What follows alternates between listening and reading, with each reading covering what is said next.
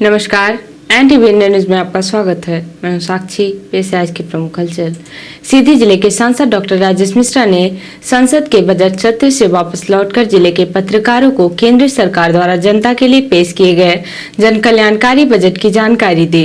जिले के सांसद डॉक्टर राजेश मिश्रा ने कहा कि केंद्र सरकार का यह बजट सभी वर्गों के लिए कल्याणकारी है। युवाओं, महिलाओं, बुजुर्गों का इसमें खास ख्याल रखा गया है। पत्रकार वार्ता के दौरान NTV इंडिया न्यूज ने जिले के सांसद से सीधी जिले के विकास, महंगाई, भ्रष्टाचार, स्वास्थ्य, शिक्षा को लेकर कई बड़े सवाल उठाए, जिसके डॉक्टर राजेश मिश्रा ने सीधे जवाब देते हुए कहा कि भ्रष्टाचार में बर्दाश्त नहीं करूंगा। इसके साथ ही उन्होंने NTV इंडिया न्यूज के पूछे गए सभी सवालों के विस्तार से जवाब दिए। अभी तक जो भी कंपनी ऐसी कर रही थी, मैंने उनको पकड़ना शुरू कर दिया है। भाई केंद्र का पैसा जो आ रहा है उसका सही उपयोग हमारे सीधी जनता को होना चाहिए। इसके लिए मुझे किसी से कोई मतलब नहीं, ना मेरा कोई कंपनी वाला मेरे को। आप जिले के सांसद हैं, कुछ भ्रष्टाचार के मामले सामने आए हैं। एक बना हुआ कुसमी में कुछ करोड़ों का पुल धराशायी हो गया। अमरपुर में एक बिजली स्टेशन बना है, अभी हाल ही में बना है, करोड़ों रुपए की लागत से, वो भी धराशायी हो गया एक बरसात में, पहली बरसात में। ये जो मुद्दे उजागर हो रहे हैं, इसमें लापरवाही की गई है, भ्रष्टाचार किया गया, इनको लेकर आप क्या कदम उठाएंगे? जिनने भी किया है उसे वसूला जाएगा। आपको सीधी बात है, उनकी संपत्ति पूरी की जाएगी, वसूला जाएगा, कोई रोका नहीं जाएगा। उन्हें गलत किया है तो गलत के समय भ्रष्टाचार मैं नहीं बर्दाश्त कर सकता, न मैं बर्दाश्त कर सकता हूँ, न हमारे माननीय प्रधानमंत्री जी कर सकते हैं, न हमारी जो है कोई केंद्र में जितने भी हमारे वरिष्ठ हमारे नेतृत्व बैठे, कोई भी भ्रष्टाचार किसी भी हालत में नहीं होना चाहिए, हमने तय कर रखा। सांसद के बजट सत्र से वापस लौटे सीधी जिले के सांसद डॉक्टर राजेश मिश्रा ने आज पत्रकार वार्ता बुलाई। पत्रकार वार्ता में उन्होंने केंद्र सरकार द्वारा जनता को बजट में दी गई राहत और उनके जन कल्याणकारी बजट की जानकारी दी और कहा कि इस सरकार ने सभी वर्गों का बजट में पूरा ख्याल रखा है। युवा पीढ़ी के लिए रोजगार, बुजुर्गों के लिए इलाज और सब महिलाओं के लिए कई लाभकारी योजनाएं दी है। डॉक्टर राजेश मिश्रा से इस दौरान NTV इंडिया न्यूज ने जिले के विकास, जिले की समस्याओं, उद्योग धंधे, स्वास्थ्य और महंगाई को लेकर सीधे सवाल किए, जिसके डॉक्टर राजेश मिश्रा ने भी बेबाकी से जवाब दिए। बजट पेश हुआ, पूरे देश की नजर थी, हर एक, चाहे वो गरीब तबका हो, मिडिल क्लास हो या अमीर हो, सभी इस बजट से प्रभावित होते। जनता की निगाहें आपकी सरकार की तरफ, हम जिले वासियों की नजर आपकी तरफ थी। हम लोग चाहते थे कि गैस सिलेंडर में कुछ राहत मिलेगी, एजुकेशन की जो बढ़ती जा रही है दरें हैं उसमें राहत मिलेगी, स्वास्थ्य सुविधाओं में छूट मिलेगी। अभी तो बहुत से ऐसे लोग हैं जो क्राइटेरिया भी नहीं आते आयुष्मान कार्ड में, जबकि कहती है सरकार के साथ को इसका आयुष्मान कार्ड का लाभ मिलेगा। लेकिन बहुत से लोग जो है पात्र है, उस लायक है, उनको भी आयुष्मान कार्ड का लाभ अभी नहीं मिल रहा है। तो ये महंगाई, गैस, रसोई गैस हो गई या कि फिर आपके और भी ऐसे जो घरेलू उत्पाद है जो लगातार महंगे होते जा रहे हैं, इस पे बजट का लाभ कैसे मिलेगा जनता को, इस पे क्या असर? अभी मैं आपको बताऊं कि आयुष्मान का कार्ड जो BPL है उसको मिल रहा है, ठीक है ना। तो जो BPL में उसको मिलता है, अब जो कोई सर्विस में है, जिसको पेंशन मिल रही है, जिसको उसको आयुष्मान का लाभ नहीं मिल, ओल्ड एज वालों को मिल रहा है, उसमें कोई दिक्कत नहीं है, वो भी ऐड कर दिया है।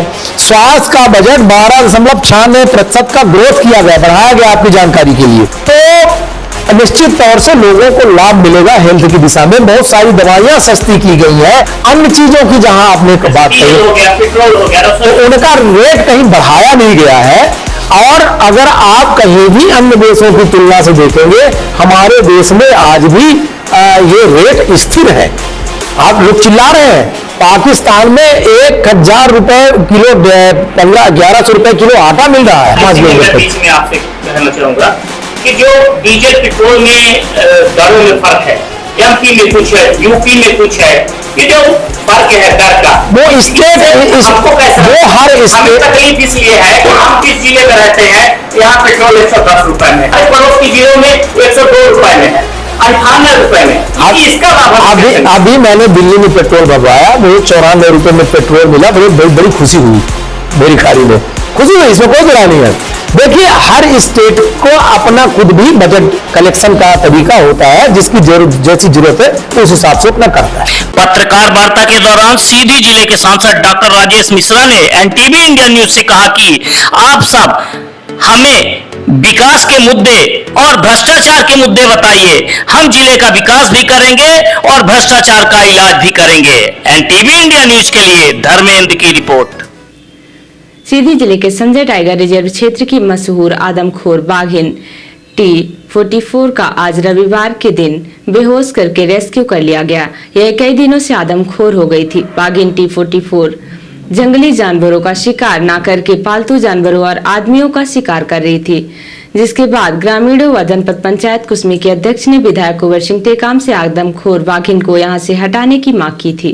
विधायक और जनपद पंचायत कुसमी के अध्यक्ष के द्वारा वन विभाग के अधिकारी व कर्मचारियों से इस संबंध में चर्चा की गई थी। विधायक ने पत्र भी जारी किया था, जिसके बाद वन विभाग के CCF अमित दुबे के द्वारा एक टीम का गठन किया गया।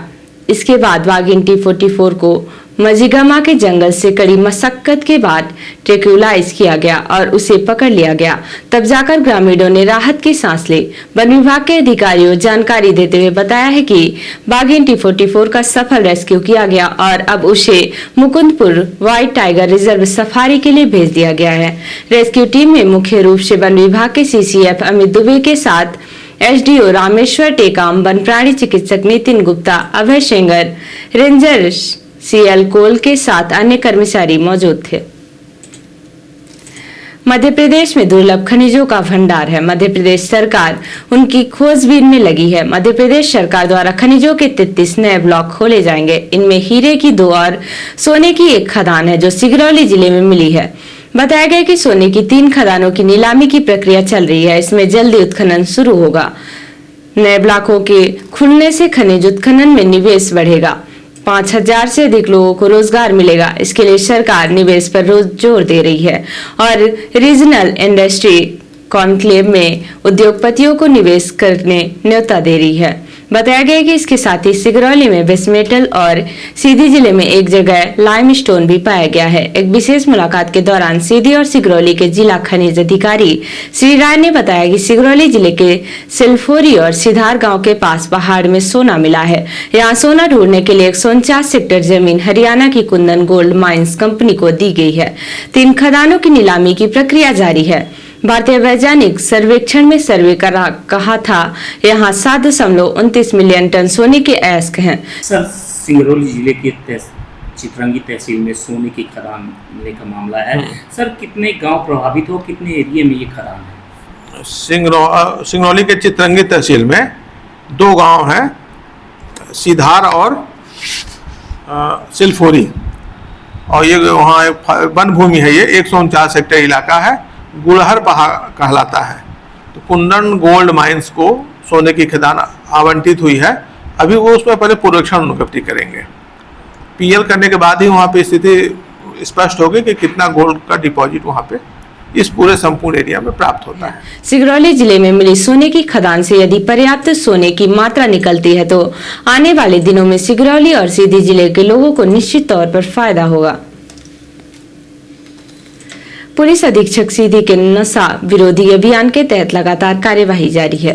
उसी कड़ी में मुखबिर से मिली सूचना पर कार्यवाही करते हुए चौकी प्रभारी मड़वास और उनकी पुलिस टीम ने आरोपियों की घेराबंदी करके उनसे 3.23 लाख रुपए कीमती 9.555 किलोग्राम गांजा परिवहन में प्रयुक्त 2 नग मोटरसाइकिल के साथ 3 आरोपियों को गिरफ्तार किया है। पकड़े गए आरोपियों में कृष्ण कुमार यादव, पिता महेश यादव, उम्र 18 वर्ष, निवासी पैरी बहरा थाना जैतपुर जिला शहडोल, प्रेमलाल कुशवाहा, पिता महेश प्रसाद कुशवाहा, उम्र 25 साल, निवासी पैरी बहरा थाना जैतपुर जिला शहडोल, मुन्ना कुशवाहा, पिता चिंतामण कुशवाहा, उम्र 20 साल, निवासी कतरवार शामिल है। पकड़े गए आरोपियों से मादक पदार्थ गांजा के रखने एवं परिवहन के संबंध में वैध कागजात की मांग की, जो कोई भी दस्तावेज प्रस्तुत नहीं किए। आरोपियों का उक्त कृत्य धारा 20B NDPS एक्ट के तहत दंडनीय पाए जाने से उपरोक्त अवैध मादक पदार्थ गांजा समक्ष गवाहों के जब्त कर कब्जे पुलिस लिया गया और आरोपियों को गिरफ्तार कर धारा 20B NDPS एक्ट का अपराध कायम कर विवेचना में लिया गया।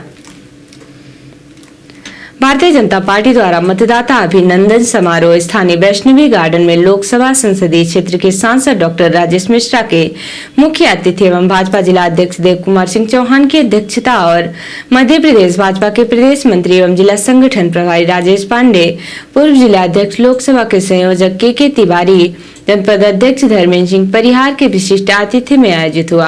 अभिनंदन समारोह में सांसद डॉक्टर राजेश मिश्रा एवं भाजपा जिला अध्यक्ष देव कुमार सिंह चौहान ने अपने सभी पदाधिकारी के साथ सभी कार्यकर्ताओं की सीट पर पहुंचकर उनके ऊपर पुष्प वर्षा कर सामूहिक रूप से उनका शानदार विजय श्री दिलाने के लिए अभिनंदन किया। इसके पश्चात सभी पोलिंग एजेंटों का पार्टी नेतृत्व ने सांसद डॉक्टर राजेश मिश्रा के साथ मिलकर साल श्रीफल के साथ उनका अभिनंदन किया। इस दौरान कार्यकर्ताओं का जोश और उत्साह देखते ही बन रहा था। मतदाता अभिनंदन समारोह को संबोधित करते हुए लोकसभा संसदीय क्षेत्र के सांसद डॉक्टर राजेश मिश्रा ने कहा कि आज हम सभी हर्षित और गौरवान्वित हैं। अपने देव दुर्लभ पार्टी के कार्यकर्ता त्रिदेव और पंचमेश्वर को अपने बीच पाकर, जिनकी बदौलत हमने आज केवल सीधी ही नहीं बल्कि पूरे प्रदेश में अविजेय इतिहास रचा है। भाजपा जिला अध्यक्ष देव कुमार सिंह चौहान ने कहा कि अब हमारा लक्ष्य प्रत्येक बूथ में 100% मत अर्जित करने का होना चाहिए। अभी हमने 80% बूथ जीतने का रिकॉर्ड बनाया है।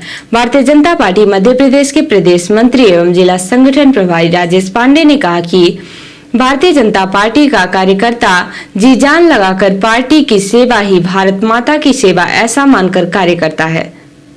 कार्यक्रम में पार्टी के वरिष्ठ पदाधिकारी एवं जिला मोर्चा प्रकोष्ठ मंडल के पदाधिकारी के साथ साथ जिले के सभी मतदान केंद्र से पोलिंग एजेंट और त्रिदेव उपस्थित रहे।